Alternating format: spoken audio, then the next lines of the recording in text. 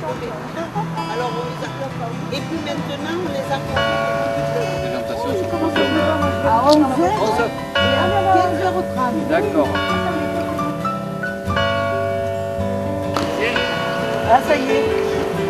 Attends.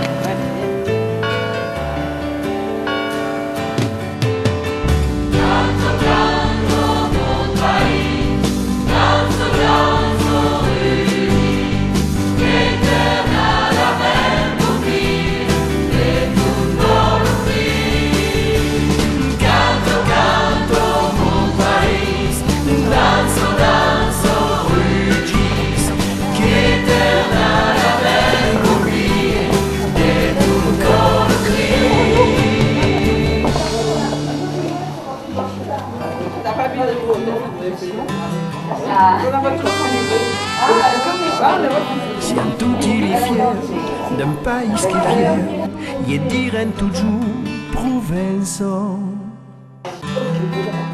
C'est bleu l'olivier, che brûle caffré, ai che regraille mes patience. Chansira meu brûle, c'est flou, son petit coudu, Per les bonheurs et les souffrances.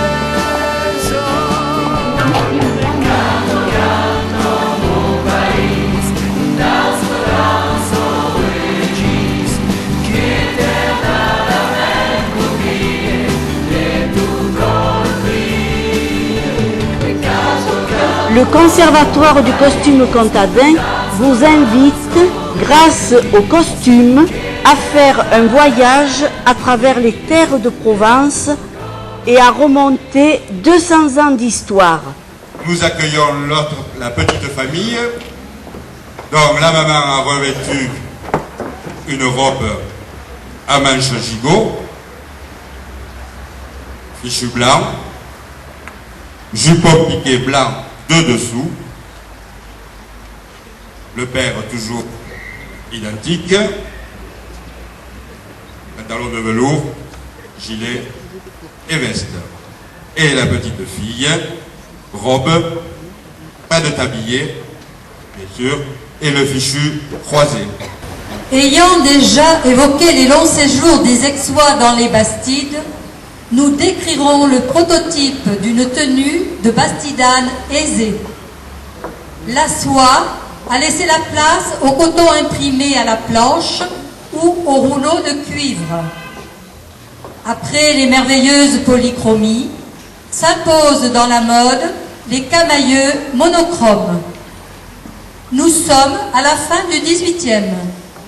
Ces tissus, moins coûteux du fait de la mécanisation, permettent de réaliser des costumes entiers dans la même pièce en un seul achat.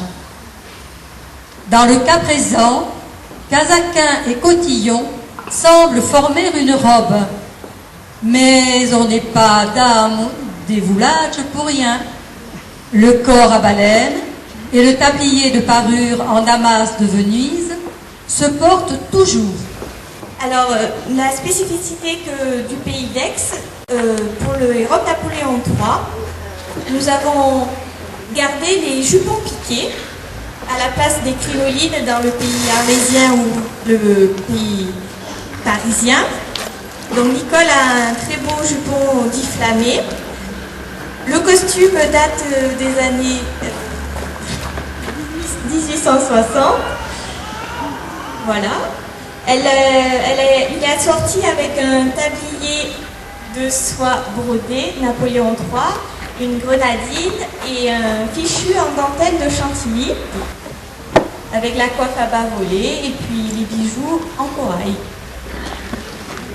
Merci Nicole.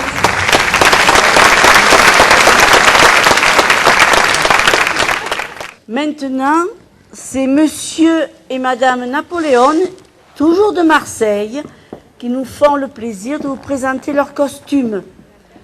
Monsieur Napoléon est vêtu d'un pantalon grand pont et d'une veste que de morue. Madame étrenne un jupon 1840-1850 qu'elle se plaît à nommer feu d'artifice. Sur le caraco, elle porte un fichu imprimé à la planche. Sa coiffe est une coiffe à cordure. Sur le bras, elle vient de mettre sa cape à la polonaise, ce qui est avec un fond noir sur lequel on peut voir des motifs branches de corail. À Cogolin, nous rencontrons Dominique et Monique à Fréjus, toutes deux vêtues de jupons piqués. Le jupon piqué de Dominique est un jupon 19e de couleur bordeaux piqué de petites fleurs grises. Il est fait d'une superposition de bourrelets et se termine par quelques centimètres de piquage en damier. Son caraco a un fond blanc avec des impressions bordeaux. Il est du 18e. Monique, sur un jupon de mariée embouti, qu'elle va se faire un plaisir de nous montrer.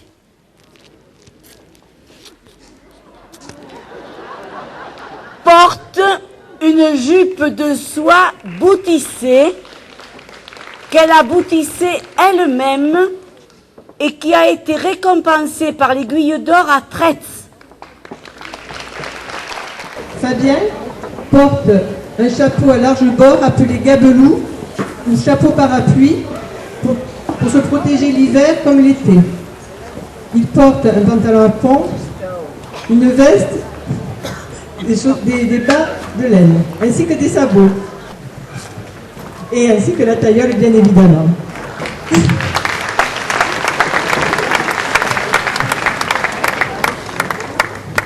Georgette porte un costume de Orsières. C'est un village situé à 1850 mètres d'altitude. Les dames portaient un costume adapté aux dures conditions de vie en montagne. Les robes de couleur noire ou vert foncé étaient en drap de laine.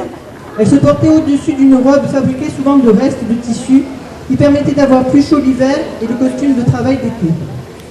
La coiffe est simple en coton ou en linon brodé. Elle est bordée à l'avant de 1 à 3 rangs de dentelle. Le dimanche ou les jours de sortie, elle porte sur la coiffe un capoutou en paille en forme de bicorne que l'on retrouve uniquement dans ce village. Et elle porte également un clavier et une braille.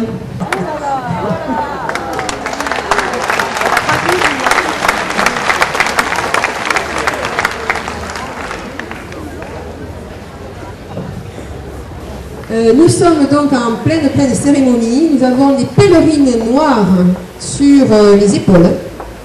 Ces dames et ces messieurs vont certainement à un mariage ou à un bel hommage rendu à un personnage illustre. Et donc elles se sont faites toutes belles et ils se sont fait tout beaux avec leur jeune garçon. Et donc je vous ai parlé de mariage. Eh bien, nous avons la chance d'avoir la poupée que l'on offrait au mariage. Et c'est grâce à ces petites poupées que nous avons reconstitué beaucoup de nos costumes. Donc nous avons Lisa, qui est habillée en pèlerine blanche. Et nous avons la mariée, une chanceux, qui l'accompagne, Samantha. Voilà, donc une jeune fille qui va se marier.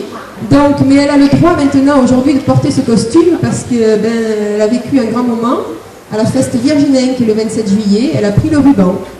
Voilà, donc je pense qu'on peut applaudir Elisa et Samantha.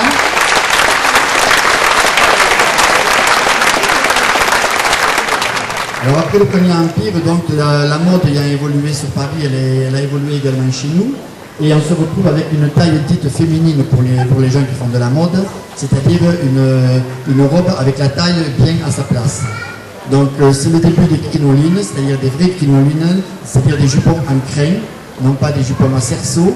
La jupe est courte et par rapport à l'Empire, et les manches gigots sont, la largeur des manches gigots doivent être à la même hauteur que la jupe.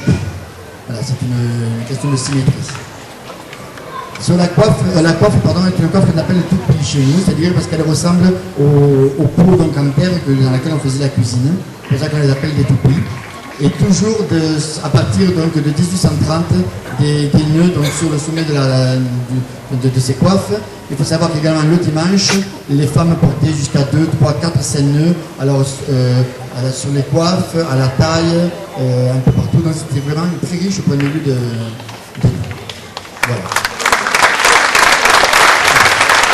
Voilà, et pour ma part, donc, je suis habillé en petit bourgeois de l'époque de 1830, qui est vraiment caractéristique par le fait de porter la botte et le pantalon à carreaux, le gilet qui est en velours, qui est un gilet d'époque, et la veste qui est toujours portée cintrée et toujours en général boutonnée.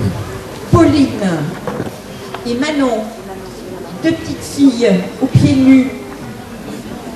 On ne supporte pas les chaussures. On est toujours pieds nus. Pauline a une jupe faite avec plusieurs morceaux de tissu dans les restes de la jupe de sa maman. Son jupon.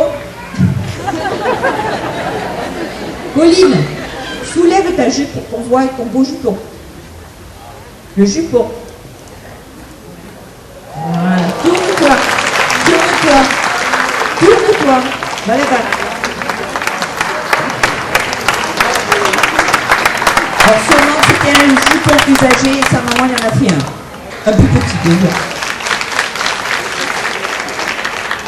Toutes deux protègent leur tenue avec une blouse. C'est bon. Alors à toutes les deux, je leur protège des jolis petits chiffons, mais elles m'ont dit non, on les prend pas parce que ça fait bébé.